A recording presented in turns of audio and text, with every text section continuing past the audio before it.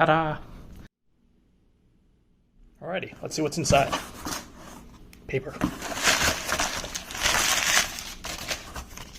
I guess this is my invoice. Sticker. Nope, not a sticker. Don't care. Ooh, here's what we're after. Alright, so got a Daiwa Saltiga SK jig. Another SK jig. Another SK jig. More SK jigs. Let's see. I've got some Nomad Streakers. There's another one. And another one. Forgot how many of these things I ordered. Okay, we've got a Rip Roller. It's from Mustad. We've got, oh wow, that's another Rip Roller, but that is one ugly jig. Whew. That is a special type of color scheme. Alright, well. Another Rip Roller. And again, the same ugly color scheme. Wow. Just take that all in. It's like a unicorn threw up after eating a pile of candy. Alright, let's take a look at these jigs and see what we've got. Anything else in here? Nope, just empty box. Alright. So guys, here's a lineup of the jigs, ranging from smallest to largest. We'll start off with the Daiwa SK jigs. Again, these are all 300 grams. Then we go over to the Nomad Streakers. These are all 420 grams. And then the Mustads range from 400 to 500 grams. So as you can see, the Nomads and the Mustads are about the same in terms of length, but they look to be constructed a little bit differently. They appear to be knife jigs, so that means they're gonna sink pretty fast down to the bottom. The Daiwa SK jigs are more of a, I'm not sure, I guess a fluttering jig. I don't really think they're considered a knife jig, but they've been very popular this year. I think the max size you can get them is these 300 grams. I don't think they make them in anything larger than that, but all of these jigs have been very popular in San Diego this year. If you've been following those reports, they have an insane bluefin bite that's been going on for the last 2 years. And the way they've been catching them is by using a variety of slow pitch jigs, knife jigs, butterfly jigs, pretty much any type of meadow you can throw at them in the night. They've been getting bluefin. So these things have been kind of out of stock at a lot of different stores for quite a while, so I was lucky to pick these up at Melton's. I think they still have them in stock, as I mentioned, if you guys still want some. Doesn't look like anything on my order was back ordered, so that's good. Pretty happy with everything. I'm going to break a few of these out of the package to give them a look and let you guys take a look at them as well. The reason I do this is because I've got a few friends that are landlocked like myself, where we don't have access to good tackle shops like in California, and so we're ordering these things online without ever being able to look at them. But I do know that these jigs have been working throughout the year from talking to some friends over there and that have been fishing for bluefin. So these three types of jigs have actually been working for bluefin, and we'll go ahead and take a look at them, and hopefully I'll be taking these over to San Diego later down in the year, and if we do start chasing some of those large schools of bluefin, hopefully I won't lose too many of these jigs. Well, I won't be too unhappy if I lose these two, because as I mentioned, the unicorn barf is pretty ugly, but if they catch fish, that's all that really matters, I guess. So the first jig we're going to look at today is the Daiwa Saltiga SK jig. This is a 300 gram jig, as I mentioned before, and as you can see, the fit and finish is pretty good. Can't really tell any rough spots between the paint. It's really nice, smooth. Paint's nice and clear.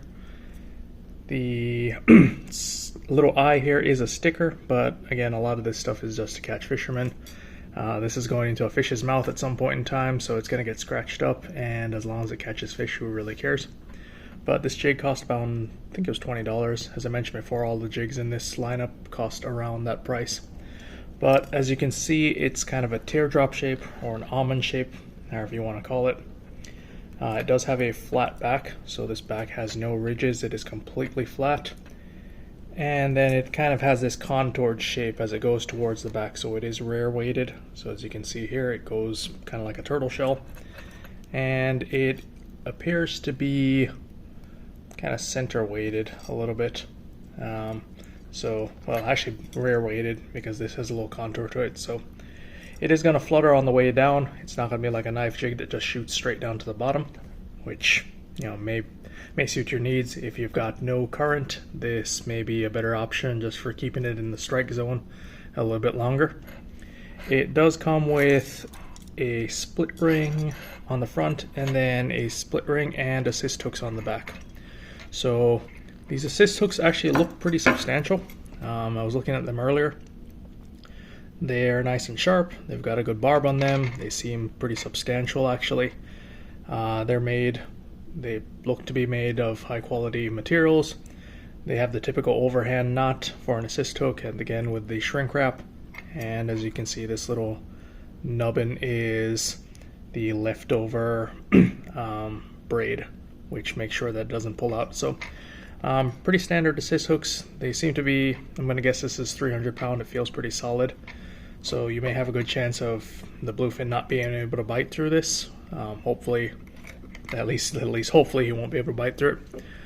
The solid ring itself appears to be welded, so it's not a stamped ring, kind of like the owners. I don't know if you can see that. There you go. So you can see a little weld ring there. Appears to be pretty substantial. I wouldn't have any issue fishing this. I do have an issue with the split rings though. I would change these out just because they are smaller, and when you're pulling on pretty big fish, these probably will pull out. And I don't think Daiwa made these jigs with large tuna in mind. Those split rings would be fine for fishing for grouper, snapper, or even amberjack probably, but for large tuna they probably will pull out. So probably invest a few dollars and get some really large split rings, and I think you'd be okay fishing these assist hooks. If you want to change them out, that's up to you. I probably wouldn't have any issue fishing these, and if you want to change them out, feel free to. Again, it's a nice looking jig. Again, flat back, a little contoured shape, and I don't know how long this is. Let me check. Let me get a ruler and see how long this thing is. So that jig is right around 6.5 inches roughly. So I don't know if that helps you, but again, this is the Daiwa SK jig, which looks pretty good. Ow, and I just got stuck by a hook.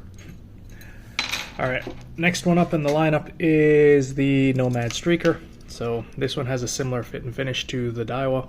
Again, nice jig. Usually, I took a look at the slow pitch jigs from Nomad earlier. Their fit and finish was a little bit rougher, so I don't know if they've improved that or I just got a weird batch. But as you can tell, the eye is still a little sticker, which again doesn't really matter. This one does come with just one single assist hook, which I think are those BKK hooks, which are supposedly really good hooks. I haven't fished with them myself. I do hear good things about them. One issue I still have is this little barb. As you can tell, this is like a little metal sliver. It's not even really a barb. So I really wish they would improve their hooks and have a more substantial barb. It'd be kind of bad to have a fight with a tuna for about an hour to 2 hours and then lose it because the hook fell out. But the assist hook is made in the standard way, overhand knot, again shrink wrap, and then probably whipped underneath this. The solid ring on here is a stamped ring, so there's no weld on it. It's pretty small, but I don't think it would actually break because it is, again, it's steel or metal, so it's not going to just snap. The split ring though, I would change out, so that would be something I would change before fishing for large tuna.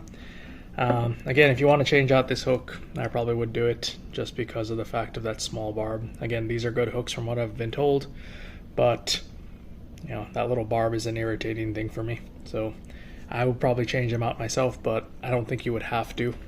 and you could also put another one at the end. Just make sure that they don't tangle with each other, but this jig is a pretty long jig, so I don't think that's going to happen. Let's take a look at how large it is.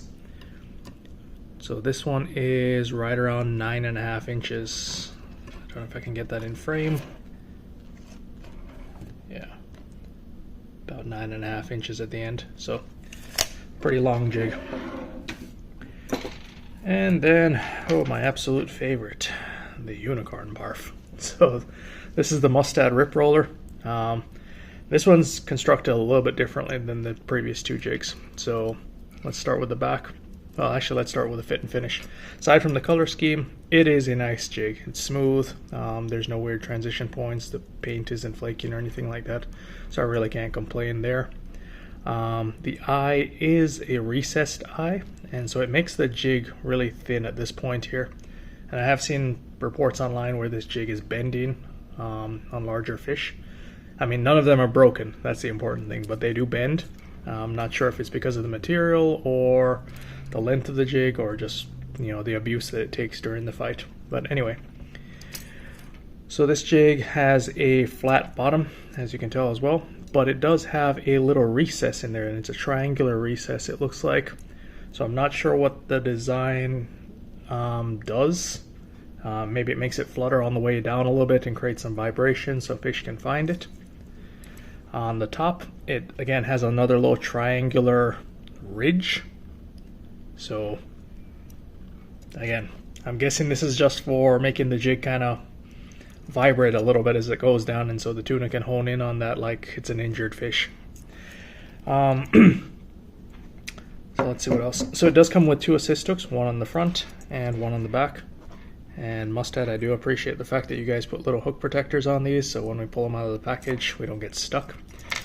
But unfortunately, as I mentioned before, I don't think Mustad makes these with big tuna in mind. So this little assist hook would probably be fine for reef fish and smaller pelagics, but for large tuna, I would not recommend using these. I think this looks like a stamped ring as far as I can tell. So it is pretty small, kind of like the Nomad.